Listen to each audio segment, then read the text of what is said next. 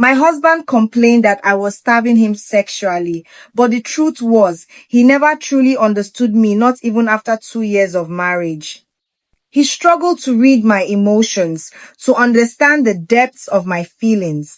And despite the love we shared, it often felt like I was invisible to him, as if my moods and needs were just too much for him to grasp. It wasn't just about sex. No, it never really was. I wanted him to see me, not just as his wife, not just as the mother of our children, but as a woman who longed for something deeper, something more. I wanted him to hear the unspoken words that my heart whispered, the things I was too afraid to say out loud because I feared they would only push him further away. It had been a few weeks since I started feeling the weight of distance between us. He seemed preoccupied, distracted by everything else but me. At first, I thought it was just a phase. Stress from work, life getting in the way. But when he brought it up again, how I was neglecting his physical needs, I realized that something more was brewing beneath the surface. I had always been the kind of person who held things in, especially when it came to my emotions.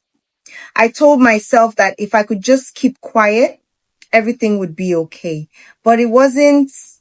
And as the days wore on, I could feel myself pulling away from him, retreating into the silence that had become my comfort zone. One evening, as I sat on the couch, trying to distract myself with a book, he walked in. His face was strained, his eyes full of frustration, but there was something else in them too, something vulnerable, something I hadn't seen in a while. Aisha, he said softly, using my full name. He only did that when he was serious. We need to talk. My heart skipped a beat. I closed the book and set it aside, already sensing where this conversation was headed. What's wrong? I asked, my voice barely above a whisper. I've been patient. I've tried to understand, but it's not working.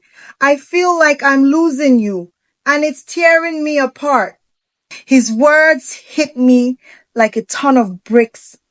I could feel the knot in my stomach tightening, but I knew this was it. I couldn't hide behind my silence any longer.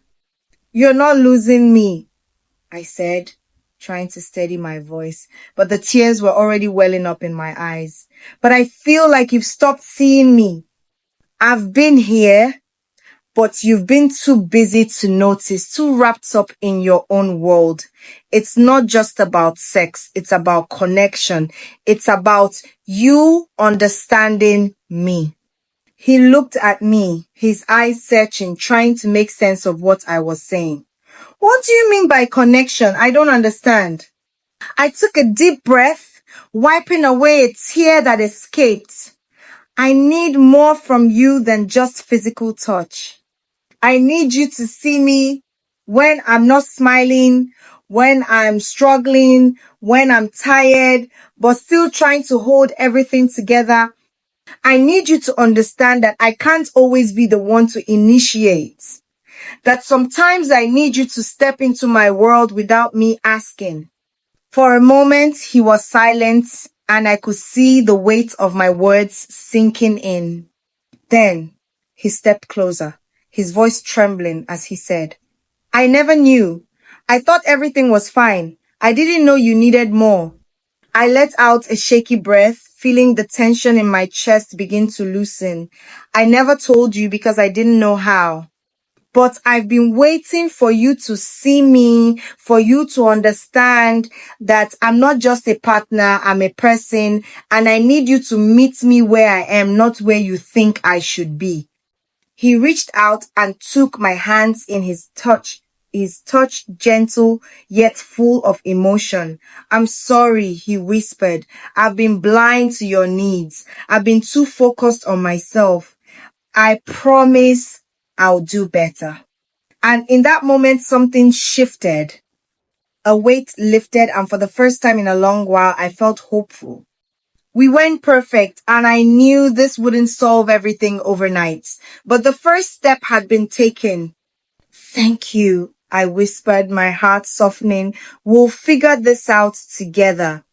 As we sat there holding hands in silence, I said a prayer, asking for strength, for understanding, for healing. Our love wasn't perfect, but it was real, and it was worth fighting for.